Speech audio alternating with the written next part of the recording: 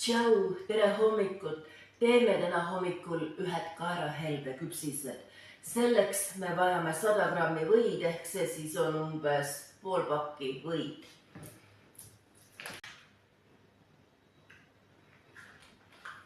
Nii, paneme kastrurilisse pool pakki võid ja nüüd läheb see võid pliidi peale sulama. Veel vajame me 3 muna, mis tuleb lahti lüüa.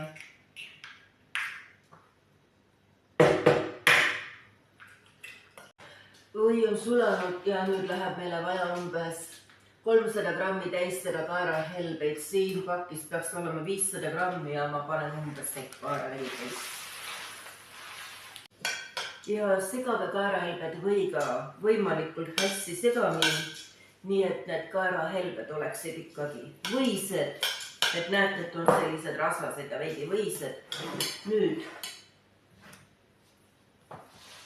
3 munale panete maitse järgi suhkrut, milline kellegi maitse on, kas väga palju või üldse mitte midagi või parasjagu.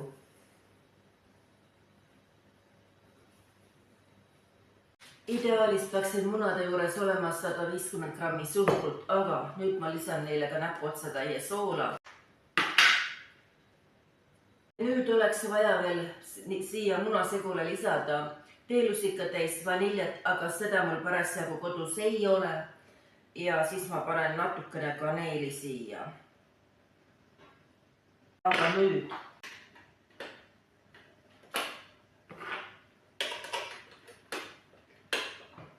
ma klopin selle munasuhkrusegu ära.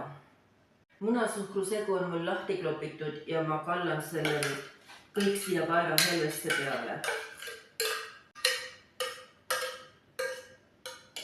Segame selle muna nüüd kaerahelbestega korralikult segamini ja paneme ahjuplaadile kaerahelbe pätsikesed.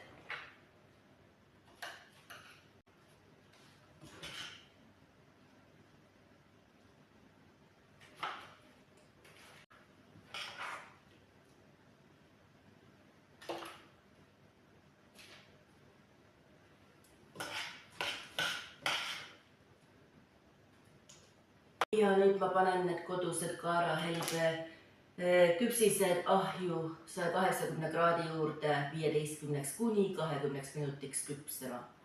Vahepeal jõudsin kodused riided selga panna ja minu esimene plaaditäis kaerahelbe küpsiseid on nüüd valmis.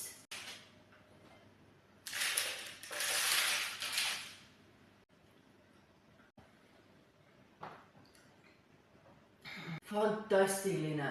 Kas inimestel üldse saab olla mingisugust elu ilma küpsisteta? Ega vist.